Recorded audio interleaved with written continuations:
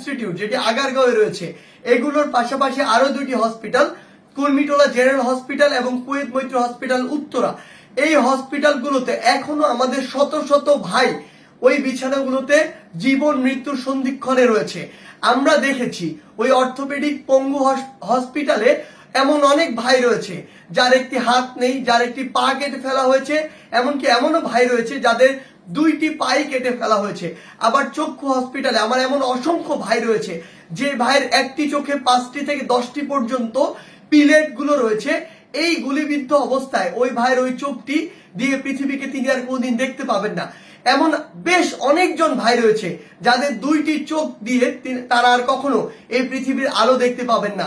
আবার আপনি যদি নিউরোসায়েন্স ইনস্টিটিউটে যান, আজকে আমরা যেখানে গিয়ে এক দুর্বিষহ যে চিত্র দেখেছি সেটি আসলে ভুলে যাওয়ার মতো নয়।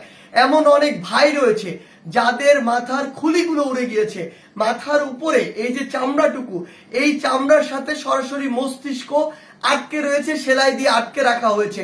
আপনি যখন হাত দিয়ে স্পর্শ করেন তখন সরাসরি মস্তিষ্ককে স্পর্শ করা যায়। এর চেয়ে দুর্বিষহ চিত্র আর কি হতে পারে। এমন অনেক ভাই রয়েছে, একজন এমন ভাই রয়েছে যার পিছন দিয়ে ঘাড়ে গুলি করা হয়েছে, গলার সামনে দিয়ে গুলিটি বের হয়ে চলে গিয়েছে। ওই ভাই ওখানে জীবন মৃত্যুর সন্ধিক্ষণে রয়েছে। এমন একজন ভাই রয়েছে যার মাথার এক পাশ দিয়ে গুলিটি ছিদ্র করে মস্তিষ্কের এখন মাঝখানে এমন জায়গায় রয়েছে যে গুলিটি সেখান থেকে বের করতে যদি যাওয়া হয় তাহলে ওই ভাইটি মৃত্যুর সাথে সাথে মৃত্যুর কোলে ঢলে পড়বেন।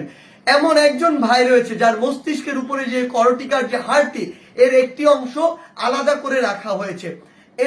এমন অবস্থায় বিভিন্ন হসপিটালে ঢাকার আমাদের ভাই বোনেরা রয়েছে।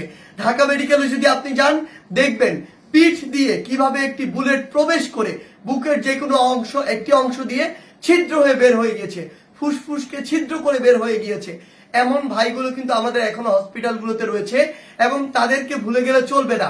আমরা এখনো তাদের প্রত্যেকদিন খোঁজ খবর নেওয়ার চেষ্টা করছি এবং আপনাদের মনে করিয়ে দিতে চাই, যেহেতু এখনো সরকারের পক্ষ থেকে সরাসরি তাদের কাছে কোনো ফান্ড যায়নি, আমার সাথে এবং আমাদের সাথে যারা ব্যক্তিগতভাবে যোগাযোগ করছে, হোক কোনো কোম্পানি কিংবা ব্যক্তি, আমরা তাদেরকে সরাসরি তাদের সাথে কানেক্ট করিয়ে দিচ্ছি।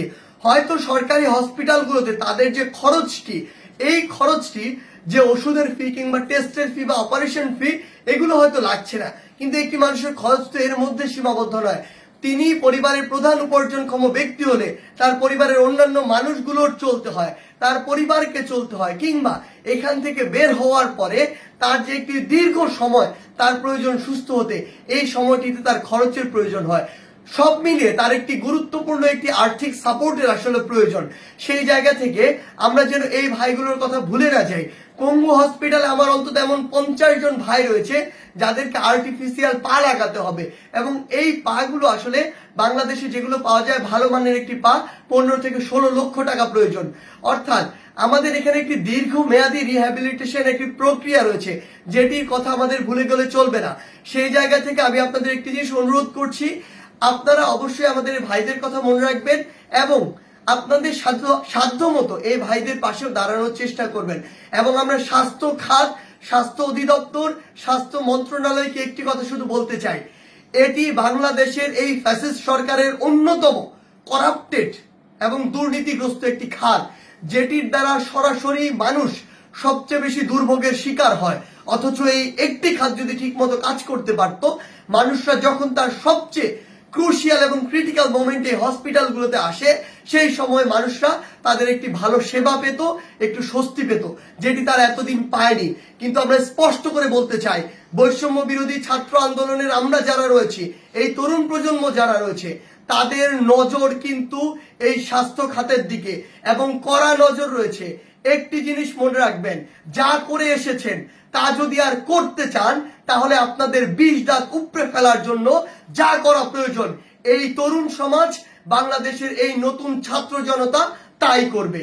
ধন্যবাদ।